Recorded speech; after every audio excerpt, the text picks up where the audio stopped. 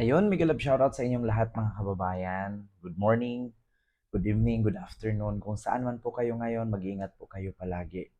So ngayon mga kababayan, gusto ko lang pong reaksyonan sa inyo itong patungkol nga kay Vice President Sara Duterte na kumpirmado nga ni Trillanes na kasali nga itong si BP Sara sa arestuhin ng ICC.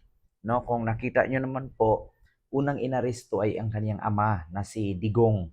So ngayon, sabi nga according nga dito sa kay Sara Duterte na isa siya sa kasali sa listahan na mayroong warrant of arrest kasabay kay Bato at kay Bongo. So ngayon mga kababayan, ito po mismo kinumpirma ni Trillanes at ng mga abogado ng ICC na isa si Sara sa managot. Kasi dati, nung panahon na mayor itong si Digong, nag-utos kasi ito ng tawag dito, tinatawag nating Uplan-Tukhang. Oo, na which is tinatawag niyang nagtayo siya ng Davao Death Squad at saka meron siyang tinatawag na extrajudicial killings nga daw ang kanyang kasalanan. At sinabi nga ni Senador Antonio Trillanes na baka second batch itong si Bongo, si Bato at si Sara. So ito po mga kababayan, pakinggan po natin ang balita. Siya ang co-perpetrator ni dating Pangulong Rodrigo Duterte batay sa kopya ng application of a warrant na nasa website ng ICC. Redacted ito o may takip ang mga pangalan. Ilang personalidad naman ang binanggit din sa dokumento, kabilang si Vice President Sara Duterte na pumalit sa kanyang ama bilang mayor ng Davao City noon. Nakatutok si Ian Cruz. Sa application para sa warrant of arrest ni dating Pangulong Rodrigo Duterte sa International Criminal Court, bukod kay Duterte, may 9 na pangalang tinukoy bilang mga co-perpetrator o merong 9 na pangalan na tinutukoy na co-proprietor. Ang tawag doon basta kasama niyang nagkasala. Oo, na isa or kasali sa bababaan ng warrant ng ICC. So, second batch po ito. Sa unang nakulong, si Digong, second batch na itong Siam. So ngayon mga kababayan, sino-sino nga ba ito? Ito po ay tinatakpan. Ayan, kung nakita nyo po, tinatakpan po ang kanilang mga pangalan. Kung nakita nyo dyan mga nakadilaw, yan po ang tinatawag nila na redacted, redacted, redacted. Ayan, kung nakita ninyo, redacted po ang mga pangalan. So nakasaad dito, Duterte is individually criminal responsible for committing the crimes alleged in this application jointly with and through others pursuant to Article 25(3)(a) between at least November 1, 2011 and March 16, 2019, Duterte and his co-perpetrators shared a common plan or agreement to target alleged criminal in the Philippines, including this perceived or alleged to be associated with drugs use, sales of, or production through the commission of crimes such as murder, torture, and rape. So, common plan, 1, 2, 3, 4, 5, Siam. Siam pa po ang nakaredacted na pangalan dyan na sunod na arestuhin maliban kay Digong. So, continue natin po mga kababayan. kapwa sa larin ang Office of the Prosecutor. Hindi pa malinaw kung sino-sino ang mga ito dahil sa public document na mula sa ICC, redacted o itinago muna ang pangalan ng Siam bilang pagprotekta umano sa kanilang seguridad. Pero may ilang tao na partikular na pinangalanan dahil sa kanilang papel sa war on drugs ni Duterte. Kasama riyan ang dating Davao City Police Chief na kalaunay naging unang PNP Chief ni Duterte at ngayon senador ng si Ronald Bato de la Rosa. Ayun, Bato. Una si Bato. So, sino ang pangalawa kay Bato, pangatlo, pang-apat hanggang pang-siyam?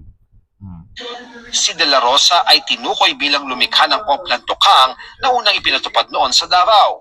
Pinangalanan din si dating Davao City Police Chief Vicente Danao na siya raw pinalit ni Duterte kay De La Rosa.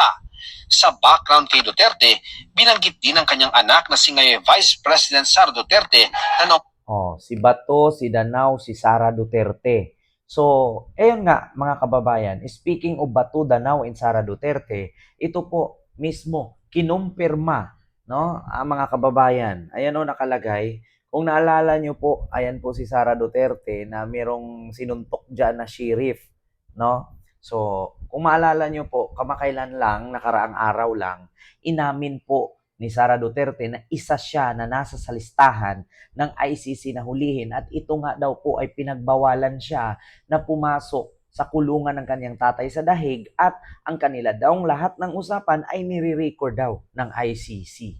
So ito po mga kababayan, panoorin po natin. Pakinggan po natin. Malaki-laki po ito, klarong-klaro.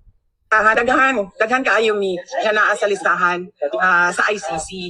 Nahibaw ko ana kay pag-abot na ko dito natingala ko nga nung sa sugod pwede pa ko mobisita kada adlaw.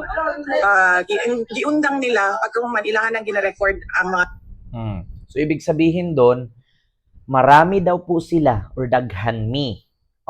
Marami daw po sila na nasa listahan at nasa warrant ng ICC. So nagulat daw siya. Dati daw pinapayagan pa siyang pumasok sa kulungan at pupuntahan ng kanyang ama, ngunit ngayon daw ay pinagbawalan na siya which is kaya umuwi siya ng Pilipinas. At bukod doon, simula daw nung pumapasok siya sa loob ng kulungan ay nire-record daw ang usapan nilang dalawa ng kanyang ama. Ni-record daw ng mga taga-ICC. Ito pa. ginaistoryahan na mo ni Pangulong Duterte. So nasabtan ako nga nagapaminaw sila sa amo ang ginaistoryahan kay ang ilahang huna-huna ang amo ang ginaistoryahan kung unsa ang kaso kung unsa ginabuhat sa kaso na ginabuhat nato sa kaso dinhi.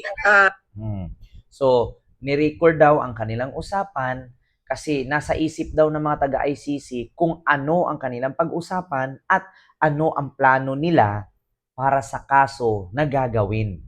Kasi actually lilitisin pa lang po itong si Digong or yung kanyang kaso sa ICC ngayong September kaya andoon si Sara, no? At minsan pumapasok nga doon itong abogado ni Digong na si Nicholas Kaufman at pinag-usapan nga kung ano ang sunod na hakbang na gagawin nila para mailabas nga itong si Digong sa ICC. Pero sabi ko nga sa inyo, maputi man ang uwak, maubos man ang gluta, hindi na po makakalabas itong demonyong Duterte na to. At kung makauwi man ng Pilipinas ay nakagarapon, pantay ang paa, may bulak sa ilong. So yun lang po ang masasabi. So ito po mga kababayan, kumpirmado po at not only Sara Duterte confirm na siya ay kasali sa ICC warrant, maskin si Amy Marcos kinumpirma na kasali nga itong si Sara. So patuloy natin. Sa Pilipinas o mga strategy sa kaso. Dili lang ako, layo pa ang ako ang pangalan dito. Ang nauna nga mga pangalan dito mao kay Senator Bato de la Rosa, kay katong dating Chief Albayalde, ang katong dating Police General si Danao o Police General si Karamat. Napo dito ang pangalan ni Bongo. Mauna usas ila.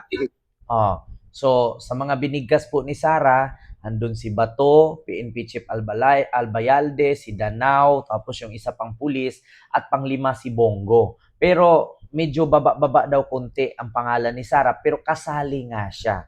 So yun po mismo si Sara, kinumpirma. Ayan po, kung nakita nyo naman dyan, ayan po yung video. Andyan si Albayalde, nandyan si Bato, si Bongo, at si Danao. No? So, ito nakalagay dito, Senator Bongo, Senator Bato de la Rosa, at saka si Chief Albayalde, at si Vicente Danao, at DILG Chief Karamat. No? So, alam nyo na kung sino ang siyam natatanggap ng warrant of arrest sa ICC.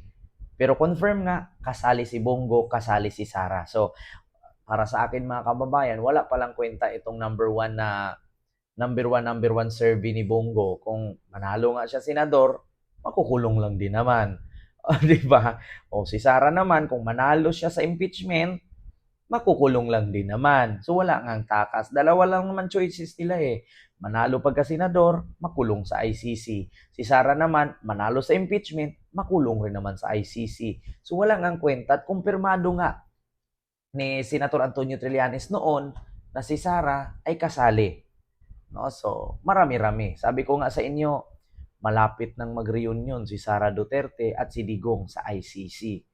Mag-reunion talaga yan sila doon. Sa bagay, maluwag-luwag pa naman yung loob ng kulungan, marami-rami pa namang bakante. Aba, ang ganda.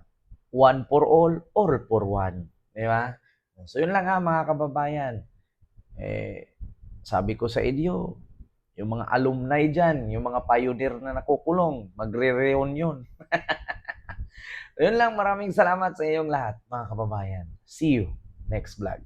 Maraming salamat.